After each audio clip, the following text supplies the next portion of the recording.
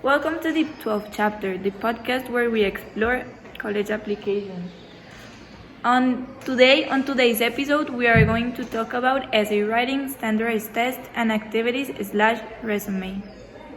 So to start off, we're going to talk about universities in the U.S.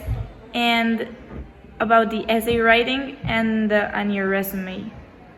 So, generally, for every university, you have an obligatory one essay, which is a very general prompt. It's about 500 to 600 words, depending on whether you apply through the Common App or whether you apply through each university independently.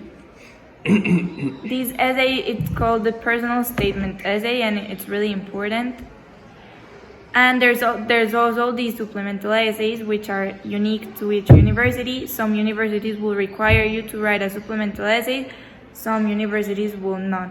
Some are very short. You have some universities asking you to write 150 word essays, 100 word essays, which is nothing. But there are some that are very long, 500, 600 words in comparison.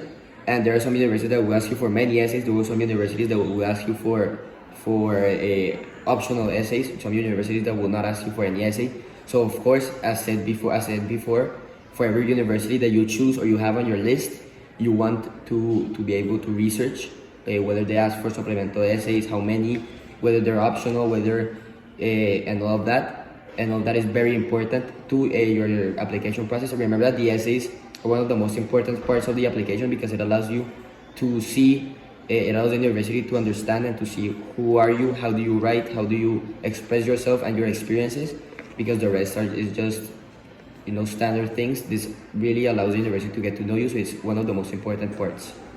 So now we are going to talk about standardized testing. The SAT, well, it's really important for us this year. Our SATs were optional to give to the university. Maybe next year they will be required. And also the English standardized testing, such as the TOEFL and Duolingo, are important for you to take. From my point of view, I recommend you to research each university if they let you send Duolingo scores, because, well, in my experience, I think it's easier to take and more affordable than taking the TOEFL. Well, the prices are a huge difference. So I recommend you to research first before taking these exams. Personally, I took the TOEFL. It was a very easy test, to be honest. It only proves that you speak English. But of course, as Kiara says, it's the difference in pricing is huge. So make sure you research that. But you have those two options, which are very good options, and you should always have in mind and research for each university. In the SAT, you can take the SAT a maximum of how many times you want, but there's around 4 dates in a year where you can take it. So my recommendation is you take one early on, probably December of your junior year is a good date to start, or at the end of your junior year, because the first one, generally the first SAT I took, it was just to show or to see how the SAT was, what I was expecting and everything. And then I took another one in March where I really did study and tried my best. And of course I got good results, so I didn't take it again. But it depends on how do your results, how much you want to improve, and what you wanna and what your goals are. It's recommended for you to only take it a maximum of 3 times because, well, it's not well seen for universities. For example, if you send 5 SATs, and some universities require you to send all your SAT scores. But you can also super score your scores, which means that, for example, if on a specific SAT you got a very good grade in math, but not in English, but then on another SAT you got a very good grade in English, but not so good in math, you can take your best score in math and your best score in English and super score that, which would be to take those 2 highest scores and add them as if they were on the same SAT and just use that overall score. But now also in Colombia, it's a whole different story. Of course, you don't have to take SAT, and you don't have to take a TOEFL, and you don't have to take like any sort of essays. You don't need to send them. But for example, in my case, I use the SAT, and with the SAT you can also apply to Los Andes, which and it is also like a very low score. It's like 1,190 minimum for almost any career in Los Angeles except for medicine. It's an obtainable score. Yeah, That's right. it's an obtainable score, but generally you won't need to send any sort of essays or any sort of complimentary things for your university. You just have to focus on your interview, and yeah, it's basically, and also focusing a lot on your ICFES. You also should study for your ICFES. You shouldn't like relax on it. It's a very hard score, and it is a test that tests a lot your stamina because it is very very long. So you should study. And for example, in my case, I began studying back in September, and the exam is in March. So I will study a lot of.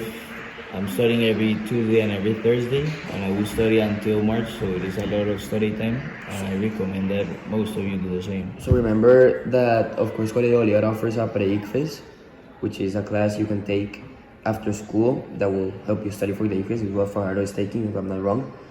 And for the SAT, I generally recommend you can use Khan Academy. Khan Academy is very good for studying for the SAT. You do a couple minutes daily or whatever, or whenever you want to study. You can take practice tests, which are very helpful. Or you can also use a tutor. Tutors are also very good for helping you out, specifically with math. I don't know, Kiara, what you did to study. Well, what I recommend is practice tests.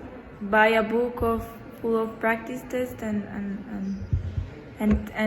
open some time, maybe on the weekend, to take the practice tests. You also have free practice tests in Khan Academy too. Finally, to discuss a little bit about activities and the resume. Kiara, did you do a resume? Yes, that was the first thing I did before opening my Common App username. I build a resume with all my activities and all the extracurricular activities and outside of school activities in a document. It's only one page where you put all your courses that you have taken, your extracurricular activities, the volunteer work you have, or volunteer experience you have done, your working experiences. And also the Common App also offers you a space where you can fill in a maximum of 10 activities. And so for those you want to choose probably your best activities if you have many, and if you don't have many, you don't have to fill them all out. But it is recommended you have some strong activities, of course. Fill those out. Those are very important. Universities see those a lot. And also the resume sometimes can be very important. Personally, I didn't do a resume because what I looked up, what I researched, the universities that I applied to didn't really need it. But of course, go back, research your universities, research whether they need a resume, and of course you want to get to doing that as soon as possible.